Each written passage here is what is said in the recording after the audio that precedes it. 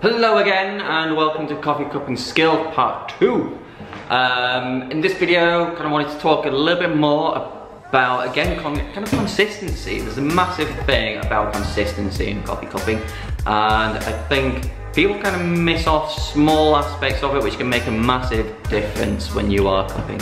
So today I'm going to kind of talk about the importance of flushing, which kind of goes back to grinder retention, also roast levels. So the first thing I wanted to talk about is something so simple that people do miss off, and I've seen it on countless occasions and it breaks my heart every time, is flushing or purging the grinder between each coffee. So if you end up not purging between each coffee, what's going to happen is you may end up with a defect from your previous coffee that will end up in the retention of the grinder, and that can be transferred into the next coffee. So say you've got a really nice juicy Brazilian, but the last couple of beans that go in there it could be defects, it could be a rear defect or phenolic or anything. Purge off a few of those beans first, then you could get a cross-contamination between that potential defect from the Brazilian, and then that's going to go into your nice juicy Rwanda, and you're not going to have a good uniformity.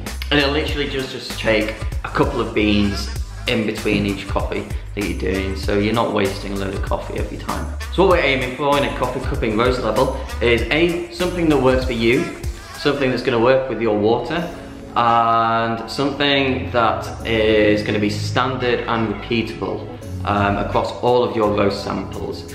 You want that roast level to be something that's going to be able to highlight any potential defects and taints, but also going to give any positive flavors. So any good flavors and aromas are going to be really kind of massive through that point. So what you're wanting is to find the best possible coffee you can for your company, obviously, and something that's going to fit your flavor profile. So if you're roasting say 6 Guatemalans quite light, you may not be getting the best out of those coffees, but it may also be hiding some of the potential defects or taints that are in those samples.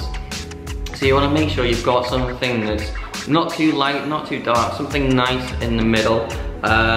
58 to 63 Agtron is kind of the standard.